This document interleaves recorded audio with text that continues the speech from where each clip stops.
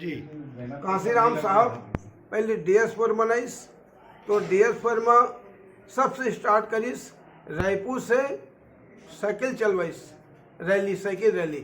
तो रायपुर से ही रायपुर से घूम के छत्तीसगढ़ ला सुपेला बाजार में स्वागत करीस। ओकर बाद रायगढ़ से साइकिल रैली निकलवाई कांसीराम साहब तो भेड़ाघाट जब्बलपुर में सौंप। उस रैली में थे आप? हाँ, मैं आगे में था, मेरे पास सिटी दिया। रायपुर से लेके आप भेड़ाघाट तक गए साइकिल में? हाँ, साइकिल में मेरे को पीछे में रखा था। कितना दिन लगा?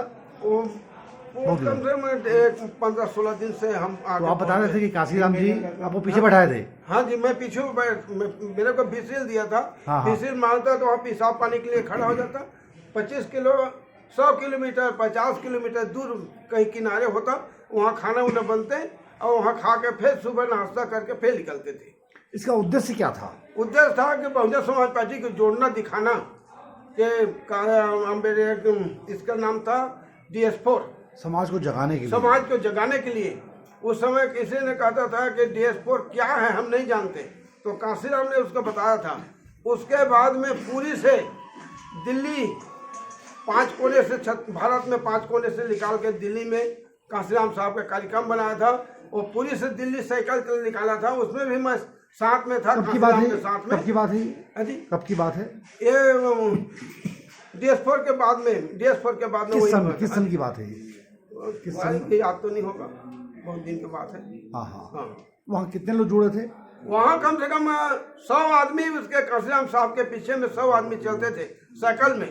वहाँ शहर में पहुँचा देते थे, रात को अपने अपने घर वापस आते थे। वहाँ से फिर कार्यकर्ता लोग तैयार होते थे, फिर 100 किलोमीटर जाते थे, फिर वहाँ से वो लोग वापस आते थे, फिर 100 से कम नहीं थे। अच्छा, DS4 का मतलब क्या है? DS4 का मतलब ये बहुजन समाज पार्टी। DS4 मतलब 4 जगह है। दलित शोषित समाज को इकट्ठा करना। अच्छा। जड़, पौधा और फल। जड़ होगा तब पेड़ होगा तो जड़ होगा, उसके बाद में फल होगा। इस तरीके से कांसीराम ने अपने दिमाग में सोच बैठा करके DS4 पहले स्टार्ट किया था। DS4 बहुजन समाज, उसके बाद में बहुजन समाज पार्टी। अभी क्या स्थिति है DS4 की? अब DS4 के नामे समाप्त हो चुका है साहब। अच्छा, अब बसपा में? अब बसपा में आ गए हैं बहुजन समाज पार्टी के नाम से। पहले कांसीराम साहब ने बाम से जोड़े थे, कर्मचारियों को जोड़े थे, और उसके बाद में DS4 जोड़े थे। उसके बाद में फिर बहुजन समाज पार्टी दलित शोषित संघर्ष समिति, ऐसा है उसका नाम था। खूटे जी, आप ये बताइए हाँ जी, कि आखिर बसपा की सरकार कब बनेगी छत्तीसगढ़ में? इतने दिन तो हो गए। ठीक है साहब, ऐसा है, धान लगाओगे तो तुरंत धान नहीं पैदा हो सकता, कम से कम उनको भी 6 महीना लगता है। तो DS4 से जब जुड़ा हुआ है, आज बहुजन समाज पार्टी तैयार हो चुका, और तैयार होकर के अब 1 से 2, 2 से 3, 3 से 4 विधायक बनते बनते आए। पहले तो 11 विधायक जब हाँ मध्य प्रदेश थे तो 11 विधायक थे, 3 संसद थे।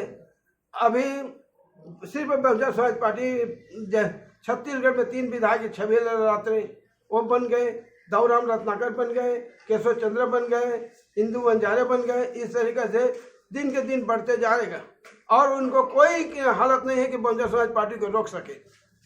इतना दिन सिर्फ अनुसूचित जाति जिसको सतनामी कहते थे, उन्हीं लोग जुड़े थे, सतनामी लोग जुड़े थे। और सतनामी लोगों का कर्तव्य है हाथी पैदा करना, हाथी से बड़ा करना और आगे बढ़ाना। अब धीरे धीरे धीरे धीरे भाईचारा के साथ में आज पिछले वर्ग के भाई, अनुसूचित जाति के, अनुसूचित जनजाति के भाई, सामान्य भाई, अब सब जुड़े हैं। सबको टिकट दिया है भाई। अकलतरा में विनोद शर्मा को हम टिकट दिए हैं, दिए ना। और उसमें तो हम लोगों को कोई जाति भावना नहीं किए हैं, ना हम लोग करेंगे। जो सामने आएगा उसको टिकट बहन जी देते हैं, उनको चुनाव लड़वाते हैं, और चंदा हम लोग देते हैं। जो प्रत्याशी अपने घर से नहीं लगाता, हम लोग बहुजन समाज पार्टी कार्यकर्ता लोग चंदा देते हैं। फार्म भरने के लिए केशव चंद्र गमछा बिछा दिए मेरे को टिकट के लिए, आप दीजिए।